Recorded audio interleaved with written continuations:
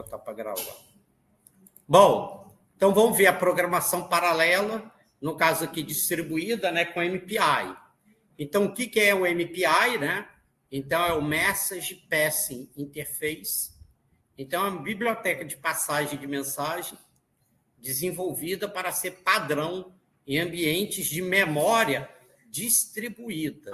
Então, você vê o que é um ambiente de memória distribuída, né? Que a gente viu lá nas primeiras aulas. É onde você tem o hardware básico totalmente independente um do outro. Cada máquina tem um hardware básico independente. Tá ok? Então, uma máquina, para ter informação que a outra máquina tem, ela só vai conseguir através de troca de mensagem pela rede, tá? Tá legal? Então, é diferente igual quando você tem multithread, que você compartilha a mesma memória, tá? Então, o MPI, ele é utilizado, né, para várias áreas, então tem. Inicialmente foi para C e Fortran, hoje é óbvio, já existe para C++, tem para Java e, obviamente, para Python, tanto é que a gente já até mexeu com isso aqui, tá?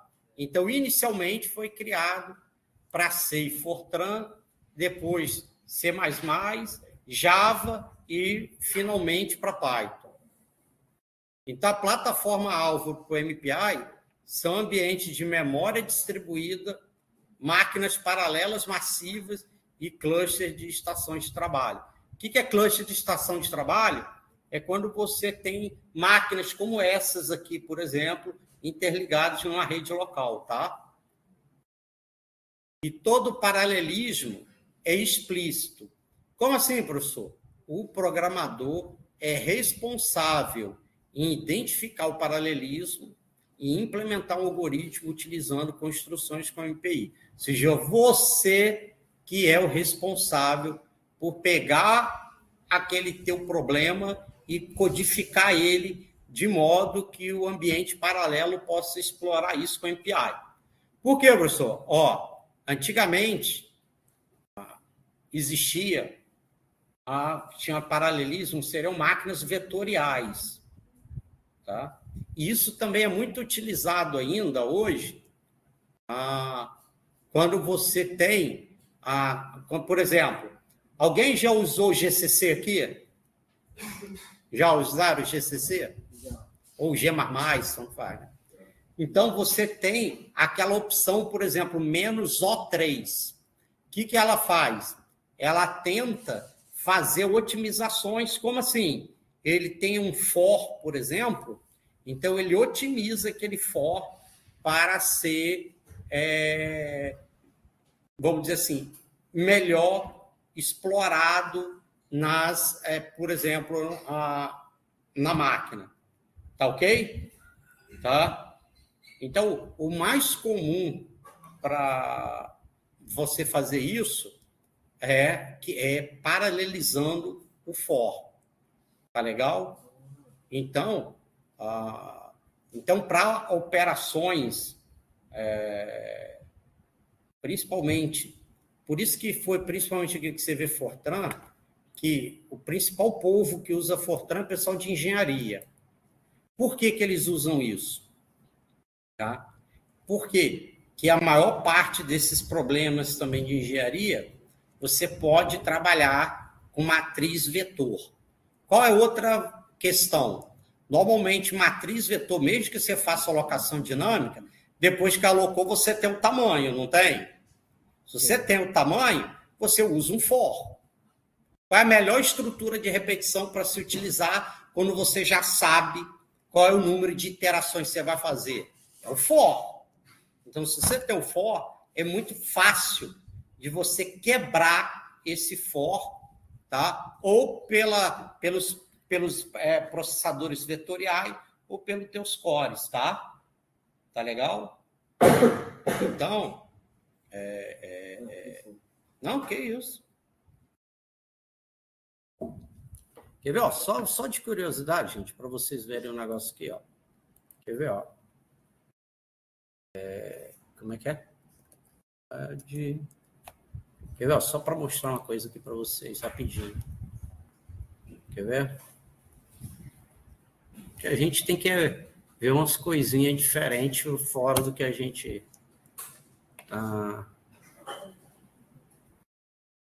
Quer ver? Uma das áreas que...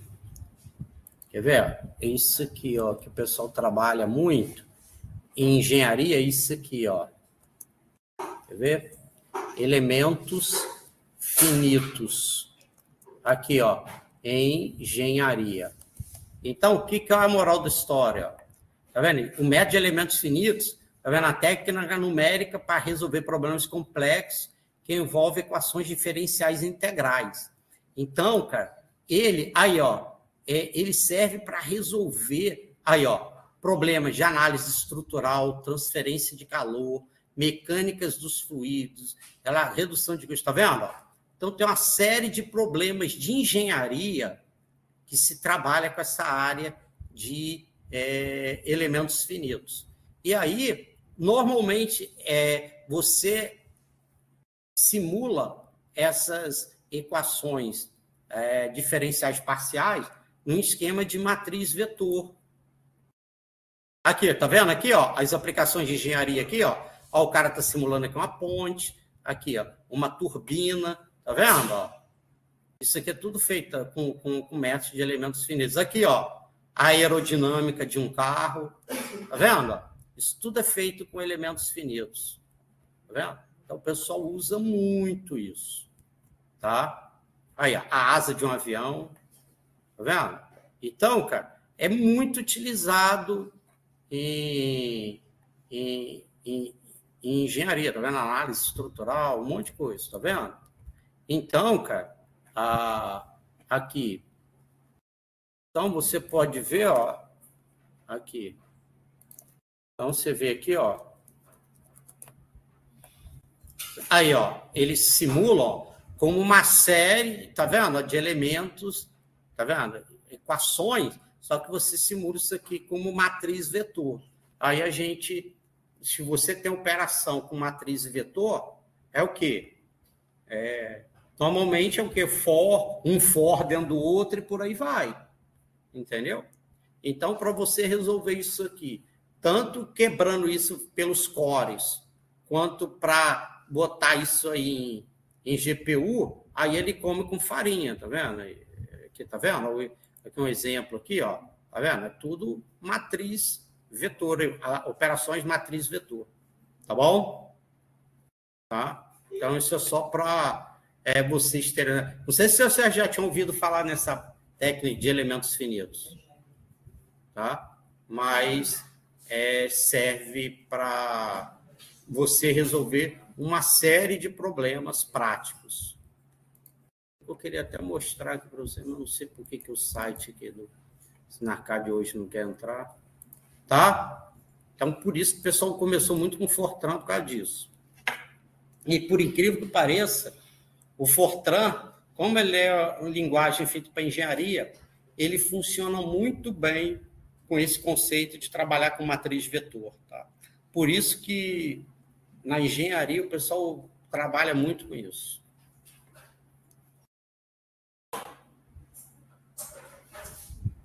E eu falo que quando você tinha essas máquinas vetoriais, aí como você só está trabalhando com for, o que acontece? Você não precisava paralelizar o código. Você dava o teu código sequencial, aí o compilador levava um tempão analisando o teu código e ele paralelizava esses for para você. Aí o paralelismo não era explícito. Você deixava o compilador fazer isso para você. Tá? Beleza? Tá? Mas, no caso do MPI, não. Você, como programador, tem que fazer isso. Por quê? Porque com MPI você não precisa trabalhar só com matriz vetor. Tá bom? Por isso que aí você também não fica limitado a uma única área. Você não fica limitado a trabalhar só com matriz vetor, tá? Tá bom? Por isso.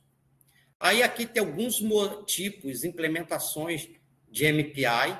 A que a gente segue é essa daqui, o MPI-CH, tá? Essa que a gente já começou a mexer, tá?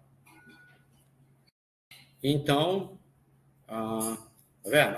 Ele é bem eficiente, tá? Então, ele funciona, específico somente funcionamento lógico das operações, tá? Ela tem a facilidade, tá? Ela define uma interface não muito diferente do que já existia antes e acrescenta algumas extensões que permitem maior flexibilidade, portabilidade. Então, ela funciona tanto para Windows, como a gente está usando aqui, para Linux, para Unix, tem MPI para tudo quanto é esses sistemas aí. Tá? Permite que programas sejam executados em sistemas heterogêneos, ou seja, diferente de outras plataformas, as máquinas tinham que ser exatamente iguais. Nesse caso aqui, não tem essa necessidade. Tá? Aqui, escalabilidade. Ele suporta escalabilidade sob diversas formas. Então, a gente pode criar subgrupos. Lembra? Na aula passada que a gente falou aquele lá do MPI com Word, que era o comunicador global. Aí eu posso criar subcomunicadores que agrupam grupos menores. Então, posso criar subgrupos que permitem operações de comunicação coletiva para melhorar o alcance dos processos. Então, eu posso dividir em grupos. Né? E processo. Por definição, cada programa em execução constitui um processo. Então, quando a gente faz lá, lembra que a gente fez na aula passada, MPI exec menos NP, eu boto a quantidade, então ele cria aquela quantidade de processos. Tá? Então, ele só vai saber em qual processo que ele está pela que ele, lembra, MPI get rank. Aí ele sabe quem que ele é. Aí, por ele saber quem ele é, qual é o identificador dele, aí você define o que ele vai fazer baseado no comunicador. Tá? Lembra? Por definição, que a gente vai ver daqui a pouquinho, quem tem o ID ou rank 0 é o mestre. E os outros são escravos. Então, baseado no rank ou ID dele, ele vai saber se ele é mestre ou escravo. E aí, se ele é mestre ou escravo, você vai entrar e vai executar o trecho de código referente. Lembra? A gente tinha um if. Se o rank ou ID for igual a 0, ele é o mestre. Aí ele faz um determinado trecho. Else, ou seja, se não, se ele não é mestre, ele é escravo. Então, ele executa um outro trecho de código. Beleza? Tá? Igual a gente viu na aula passada. Tá? E, considerando um ambiente multiprocessado, podemos ter processos em inúmeros processadores. Então, o que acontece? Como ele trabalha com essa ideia de processo, como a gente tem máquinas que é multicore, eu posso também estabelecer o quê? Vários processos por uma mesma máquina. Por quê? Para eu não subutilizar. Por exemplo, se eu tenho uma máquina que tem 8 cores, por que eu vou jogar um processo só para aquela máquina? Eu posso jogar 8 para ela. Concorda comigo? Para ela não ser subutilizada. Legal? Tá? Porque aí eu exploro o recurso total daquela máquina. Tá? Tanto é que, porque, ó, se você vem aqui, ó, painel de controle. Cara, deixa eu só me lembrar aqui, porque às vezes a gente esquece aqui, rapaz. Cadê aqui? Cadê gerenciamento de recursos? Me ajuda aí, gente, se a gente achar primeiro que eu aí. Não é em hardware e recursos, não, cara. Onde é que tá, que eu não estou vendo?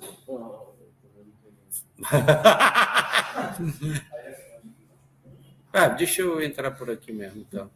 Aí vem aqui sistema. Aí, cadê aqui? Rapaz, Cada hora ele muda. O senhor pode, antes de entrar no negócio, Deixa eu ver se negócio aqui. de iniciar e escrever recursos. Deixa eu ver. Eita. Peraí.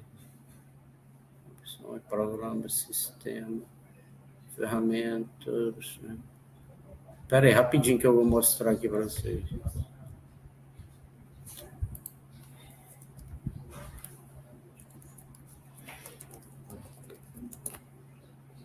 Vai. Peraí. Rapaz, antes o trem parece que ficava aqui mais na cara, agora. Peraí. Aqui, ó. Gerenciador de dispositivo, achei. Era isso aqui que eu queria mostrar. Se você olhar aqui, ó. Aqui, ó. Processadores. Aqui, ó. No meu caso, ele vê cada core como um processador, tá vendo? Tá? Então, eu posso jogar, a princípio, um processo para cada um deles. Tá? Tá? Se todos os processos for de processamento, eu posso jogar. Se eu quiser, eu posso jogar mais do que um processo. Por exemplo, aqui eu tenho quantos aqui, ó? É 16, né? Aqui eu tenho os de R$8 e os 8 HT. Se eu quisesse jogar 32, jogar 2 para cada, eu até posso. Por quê? Imagina que um processo que eu vou rodar fosse um processo bem levinho. Entendeu? Eu posso jogar se eu quiser. Tá bom? Não é regra. Se eu quiser, tem que jogar um para cada um. Só. Se eu quiser, se for um processo bem levezinho, se eu quiser, eu posso rodar até mais do que um. Tá? Entenderam isso, gente? Tá? Era isso aqui que eu queria achar, agora achei. Pronto. Não, mas, e o padrão dele é um processo por processador. É o padrão. Mas você pode forçar ele a botar, no meu caso aqui, como eu tenho 8 cores reais e 8 HT, se eu quiser botar 16 para cada processador, eu posso. Tá? Tranquilo aí? Aí, ó, conceitos básicos de MPI. Então, eu tenho a mensagem, que é o conteúdo envelope. Então, eu tenho o endereço, que é a origem ou destino. Lembra? Quando eu tenho o send, eu digo qual é o destino. Quando eu tenho o receive, eu digo qual é a origem. Porque se eu estou enviando, eu tenho que dizer para quem eu vou enviar. Se eu estou recebendo, eu tenho que dizer de quem eu quero receber. Entendeu? Então, quando eu envio, eu tenho que indicar o destino. Quando eu recebo, eu indico qual é a origem, ou seja, de quem que eu estou recebendo. Beleza? E aí, eu vou ter também o rótulo da mensagem, lembra? O tag? Lembra? E o comunicador. No caso aqui, a princípio, a gente vai usar aquele comunicador global, a princípio. Tá? Ok? Mas é óbvio, se eu quisesse quebrar ele em grupos, basta eu especificar de qual o comunicador daquele grupo. Tá? Mas, a princípio, a gente aqui vai usar um só, que é aquele comunicador global. Tá? E aí, a vantagem é que em Python não é muito necessário isso, né?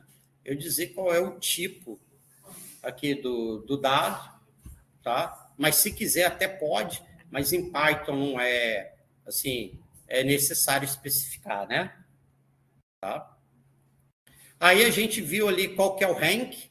Então o rank é quem identifica quem o cara é, tá? Então a gente já viu, se eu tenho N processos, ele vai de 0 até N-1. Então se eu tenho 9, se eu tenho 10, ele vai de 0 a 9. E, por definição, a gente chama o ID ou rank 0 é o mestre. Legal, gente? Não pode esquecer isso, hein? Se você... Cara, por quê? A gente vai ver uma série de algoritmos que é baseado nessa filosofia. Tá legal? Que o mestre que tem o rank 0. Se tu esquecer isso, bagunçou tudo, tá? Todos os algoritmos são baseados nisso. Tá legal? Tá?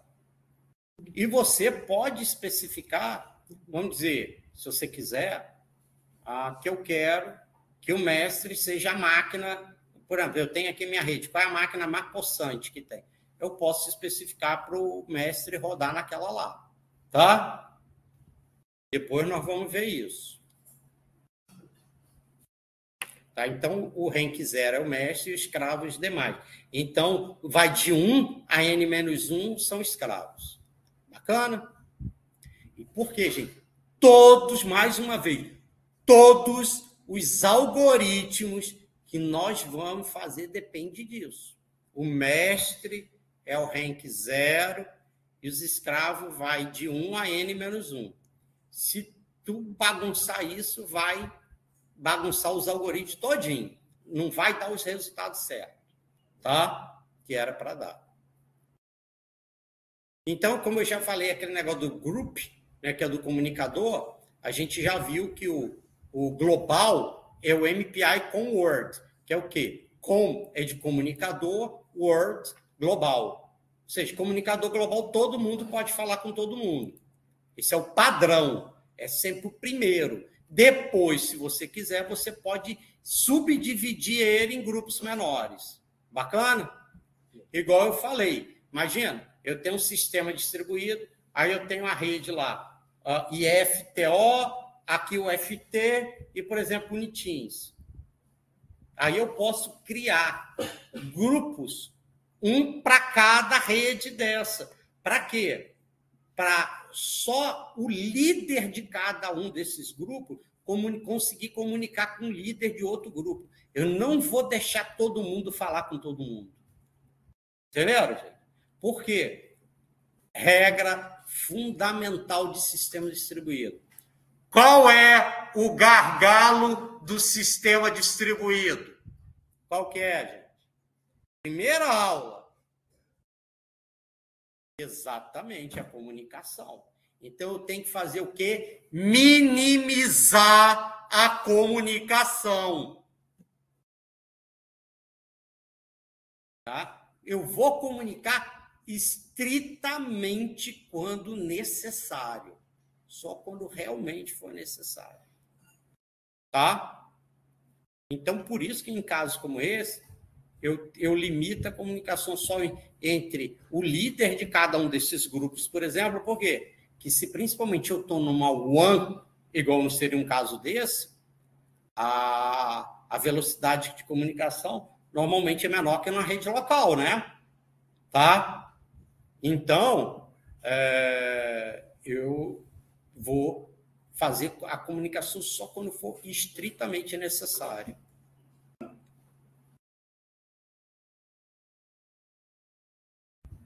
Aí a gente já falou essa questão aí do comunicador, né? O MPI com Word é o comunicador global, eu posso dividir. Aí a gente tem algumas rotinas básicas. Aí a gente já viu que no caso lá do Python, aí a gente importa aquele MPI for Py, né, que é a biblioteca, e aí a gente vê lá que a gente tem o equivalente lá. É porque aqui no Python não precisa desse init, igual precisa, tipo no C, no Java, no Fortran. Aqui não precisa. Então, aí a gente tem o conrank, que é para ele saber quem que ele é. Eu identifico. Quem que eu sou? Basicamente, esse MPI conrank quer dizer o quê? Eu sou quem? Tá? Qual é o meu ID, meu rank? Qual é o meu ID? Minha identificação. MPI com size, para saber o quê? Quantos processos tem? Lembra? Normalmente é aquele númerozinho que vem depois do menos NP. Tá? Por quê? Que é bom que com essa função você pode pegar isso em qualquer lugar do programa. Não unicamente você pegar via argumento quando vem lá aquele tipo argc, quando você vem de linha de comando. O bom desse com size que você pode pegar ele em qualquer lugar do código, né? Tá? Aquele get size. Tá? O send, tá? Como o próprio nome diz, ele vai enviar um dado. E aqui tem uma coisa importante, gente. Isso aqui é um blocking send. O que é um blocking send? Ele fica ali, tem que ter um REC-V associado para receber ele. Tá? Então, ele fica parado lá esperando. Tá? E a mesma coisa é lá no REC-V, que é também um blocking receive, para poder receber. Tá? Então, a rotina retorna após o dado ter sido recebido e armazenado, e a mesma coisa que foi aqui. A rotina só retorna após o dado ter sido enviado. Por quê? Porque teve um REC-V do outro lado que recebeu e armazenou. Tá?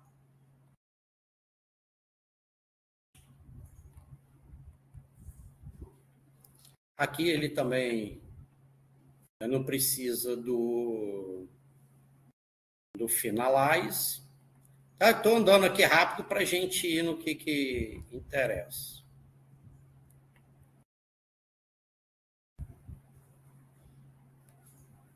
Bom, agora eu já vou logo para aquele outro, ó, que era aquele que eu tinha botado em primeiro, que agora nós vamos começar a ver aquilo na prática. Tá? Beleza? Agora nós vamos começar a ver na prática como é que esse bichinho aí funciona. Agora vamos ver um somatório distribuído. Gente, eu vou pedir, tá? Então vamos ver aqui, igual eu falei, a gente vai ver isso aqui funcionando, e aí eu vou passar tanto o código sequencial quanto o paralelo para vocês verem funcionando e ver a diferença de desempenho. Bacana? Agora vocês vão ver provado por A mais B que quando você roda o paralelo em razão do sequencial, quando ou o problema é complexo ou você tem uma quantidade de dados grande, o paralelo supera o sequencial. Aí agora nós vamos ver isso na prática. E daqui a pouco eu vou colocar o código no AVA. Primeiro eu só vou dar uma explicadinha aqui, tá? Bom, somatório. Pô, uma coisa extremamente simples. Vocês aprenderam desde o primeiro período e todo mundo sabe o que é. Então, você vai somar todos os números de 1 a n. Tá? Só isso. Então, aqui a gente vai utilizar o esquema mestre-escravo, onde um elemento computacional é responsável por receber os dados, enviar os dados para os escravos, sumarizar os dados e apresentar os resultados. Os escravos são responsáveis pelo processamento. Aqui, cada elemento processador tem uma identificação ID ou rank, tanto faz. O ID do mestre é o 0 e o ID dos escravos começa de 1 e vai até n-1. E n é o número total de elementos processadores. Tá? Aí, o primeiro que nós vamos ver é o cálculo desse somatório distribuído, onde o mestre também processa, ou seja, além dele fazer aquela distribuição e tudo mais, ele também vai processar. Bacana? Tá? Então, nesse caso, divide-se o valor a ser calculado somatório igualmente entre o mestre e os outros elementos processadores. Então, nesse caso aqui, a gente vai dividir igualmente. Por quê? Nós supomos o quê? Que todos os elementos processadores são homogêneos. O que é homogêneo? São iguais. Aí eu divido igual. Não tem lógica se eu tenho processadores heterogêneos, sejam diferentes, eu dar a mesma carga. Não tem lógica. Seria a mesma coisa. Eu tenho 100 quilos, tem 4 pessoas. Eu tenho uma criança de 10 anos, tem uma de 15, tem um adulto de 30 e outro de 40, eu vou dividir os 100 quilos e vou dar 25 para cada um. Porra, não tem muita lógica, porque é heterogêneo.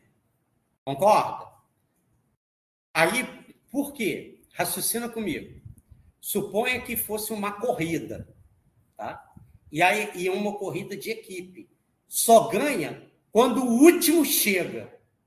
Aí o que adianta você ter o cara de 25 anos, levinho, chega lá na frente e a criança novinha de 10 anos carregando aquele peso vai levar um tempão para chegar. Entenderam a diferença, cara? Então, compensa mais o quê? O cara de 25 levar mais peso e a criança levar menos, mesmo que você aumente de 25, você também vai diminuir bastante o da criança de 10. Entendeu? Porque quando é heterogêneo o seu ambiente, você não divide em partes iguais. E mais para frente, eu vou mostrar isso para vocês. A gente vai ver uma técnica que se chama balanceamento de carga. O que é balanceamento de carga? Você dá a carga conforme a pessoa consegue levar, pô. Entendeu? Você não vai dividir igualmente. Beleza? Tá? Neste caso aqui, a gente vai supor, inicialmente, todo mundo é igual e nós vamos dividir igualmente. Tá bom? Então, o mestre, ele lê o número para qual ser realizado o somatório, envia o número para o escravo, calcula em qual parte ele vai calcular o somatório, calcula o somatório da sua parte. Aí, o que ele faz? Recebe o somatório parcial dos escravos e soma com o que ele já tem. Vai recebendo e vai somando. E, ao final, ele tem o dele somado com o de todo mundo e apresenta na tela final. O que o escravo faz? Recebe o número para o cálculo somatório, ele calcula qual parte do somatório ele vai fazer, calcula o somatório da sua parte e envia de volta para o mestre. Beleza? Tranquilo aí? Agora, o que eu vou fazer? Eu vou botar o código, tanto o sequencial quanto o paralelo agora no AVA. Aí primeiro eu vou explicar os códigos e aí depois a gente executa. Legal, gente? Tá? Espera só um minutinho que eu só vou botar o código e a gente continua. Então, gente, primeiro vamos ver aqui o sequencial, muito simples. Aqui tem uma função que eu digo aqui qual é o início e qual é o fim que eu vou calcular o somatório. Então, aqui, ó, ele lê qual é o número e qual é o somatório. Vai de 1 até o fim, é o quê? É o número que eu li do usuário. Aí ele mostra, né, calcula aqui, ó, start time, end time, mostra a diferença e o valor da soma. Ridículo isso aí, todo mundo sabe fazer isso aí desde o primeiro período. Tá? Beleza? Somatório ridículo aqui, bobinho. Tá? Agora eu vou explicar o paralelo. Lá é que vocês... Agora que tem que prestar atenção. Porque o sequencial vocês estão cansados de saber. Aqui, ó. Você vê que a função aqui é a mesma. Ó. Tá vendo? Tá vendo aqui, ó? Ó, repara que é a mesma função. Tá vendo aqui? É a mesma. Tá vendo? Do paralelo para o distribuído. Então, eu tenho aqui a diferença que eu importo a biblioteca, né? Ó. Aqui, né? Importo a biblioteca. Aí eu começo aqui, ó. Pego o comunicador global, eu pego qual é o tamanho, e eu pego o rank, quem que eu sou. Tá ok? Então, o que acontece, gente? Se eu... Olha para mim aqui, gente, rapidinho. Ó. Eu posso ter um código antes disso aqui. O que eu estou fazendo antes aqui, ó, é o quê? É sequencial. Ele só começa a ficar paralelo a partir daqui, ó. Beleza? O que eu fizer no meu código antes disso aqui é sequencial. Só vai rodar numa única máquina. A partir daqui que ele vai começar a ficar paralelo, beleza? Tá? Então, aí ele tem um comunicador global, ele pega quantos são e quem ele é. Aí ele faz aqui, ó. Se eu tenho rank 0, ele é o quê? Quem tem um rank 0 é o quê, gente? Isso. Aí ele lê o número, aí ele, ó, começa a medir o tempo. O que ele faz? Ele envia o número que ele leu para todos os escravos. Então, vai o quê? De 1 até 6. Por quê? O quando eu faço aqui no range, é o número que está aqui menos 1, né? Então, ele envia para o destino I, que é para o escravo I, com tag 1. Ou seja, do lado do escravo, tem que ter um REC V com orig, que é origem, 0, que é do mestre, com tag 1. Quer ver? Ó? No else aqui, ó, aqui else. Um número que é recebido, REC V sus 0 com tag 1. Legal? Então, o escravo vai receber aquele valor lá. Aí, o que o mestre vai fazer aqui, depois de enviar para todo mundo? Ele calcula qual é a parte que ele vai fazer o pedaço dele. Então, galera, olha para cá. Gente, para aí. Ó para cá, por favor. Para tudo aí, por favor. Ó.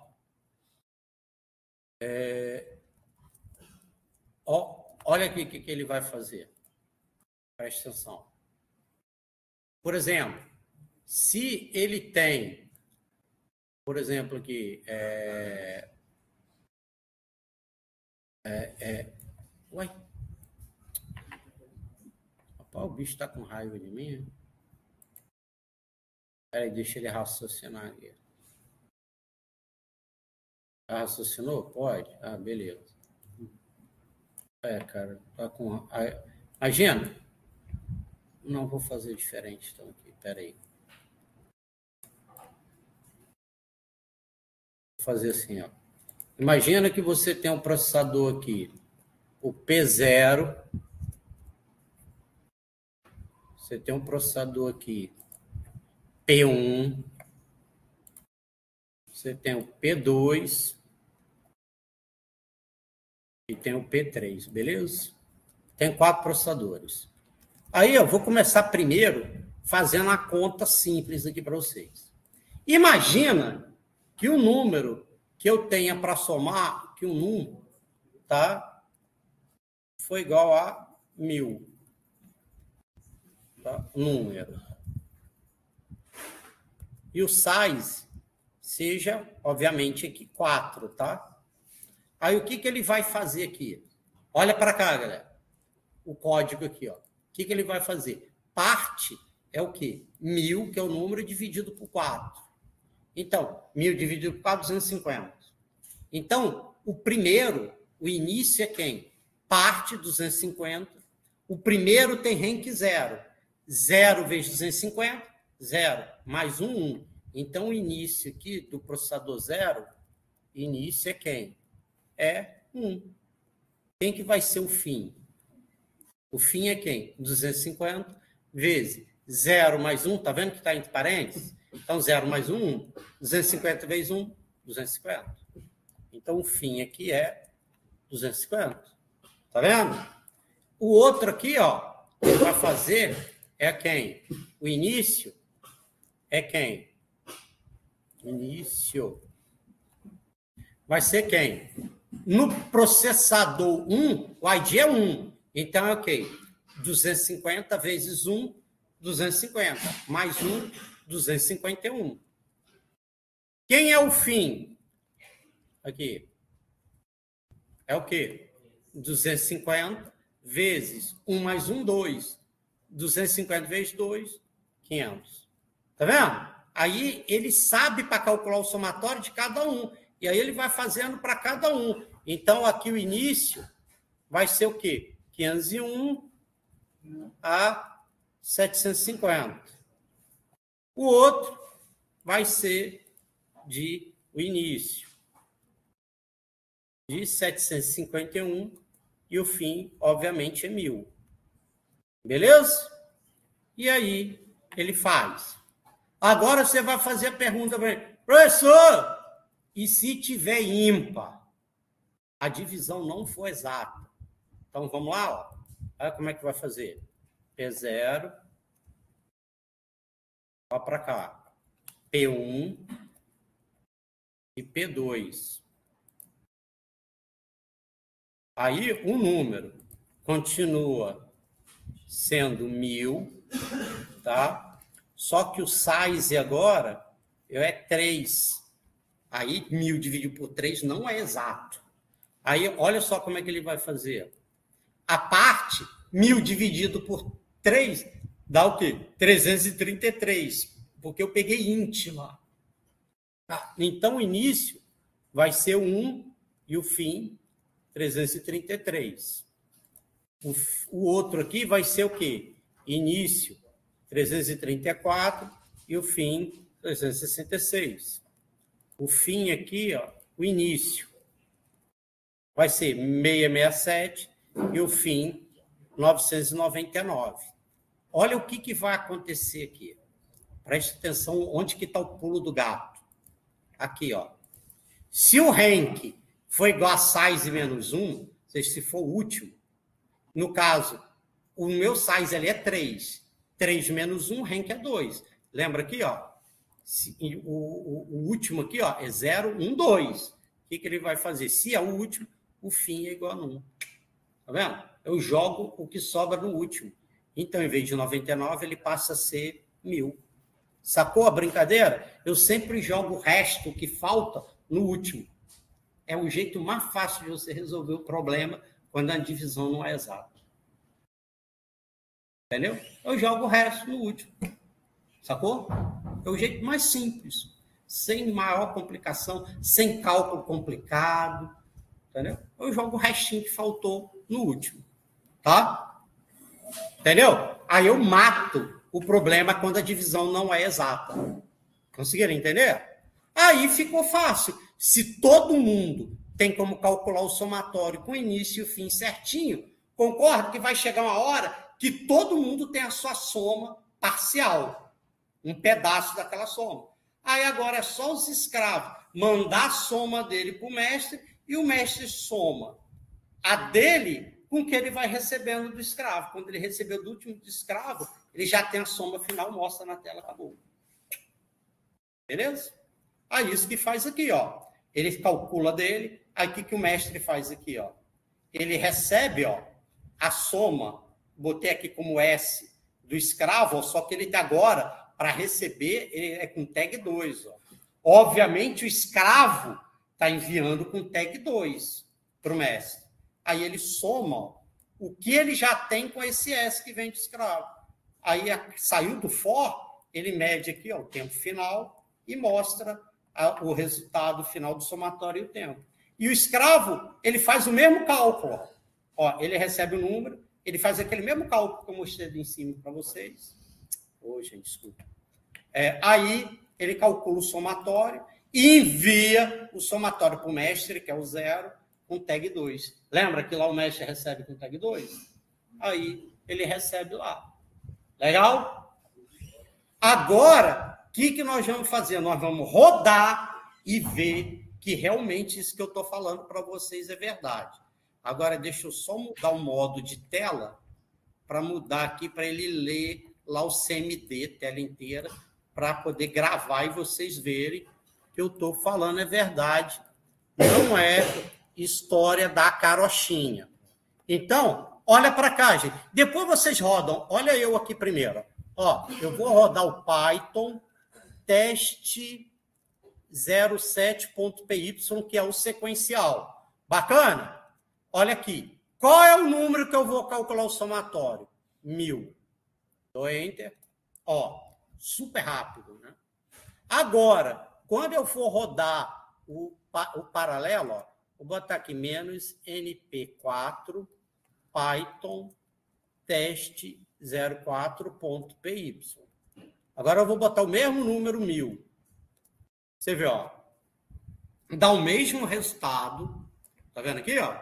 Só que foi mais lento. Professor, tu me enganou.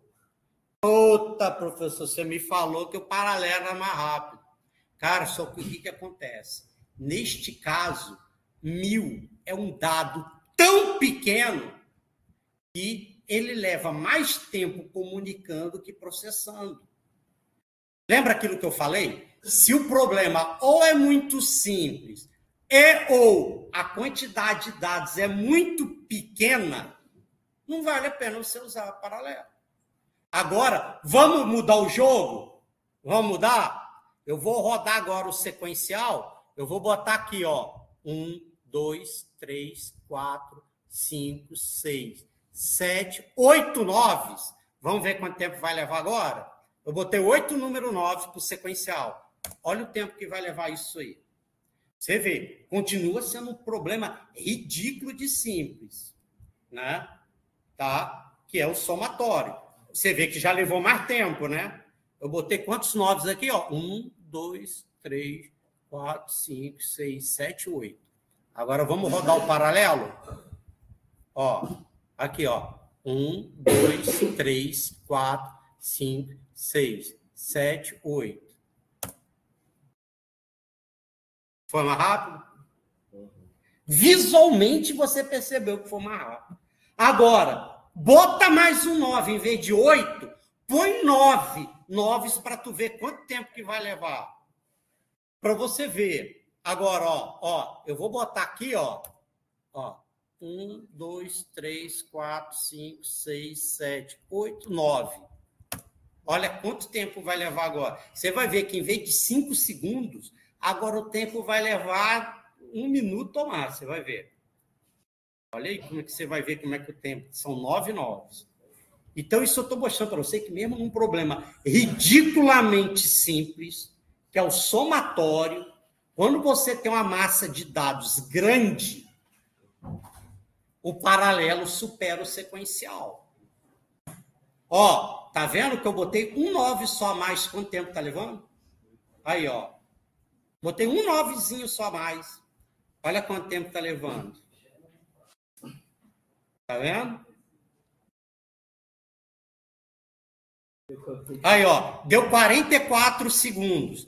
Vamos rodar agora em paralelo? Ó. Vou botar aqui, ó. 1, 2, 3, 4, 5, 6, 7, 8, 9. Vamos ver quanto tempo vai levar?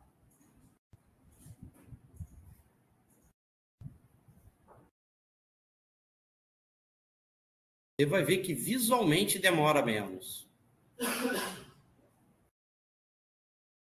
Aí, ó, acabou já. Deu para perceber que demorou menos? Agora, vamos supor aqui, ó, como a minha máquina tem 8 cores reais, vamos ver se vai melhorar o tempo. 1, 2, 3, 4, 5, 6, 7, 8, 9.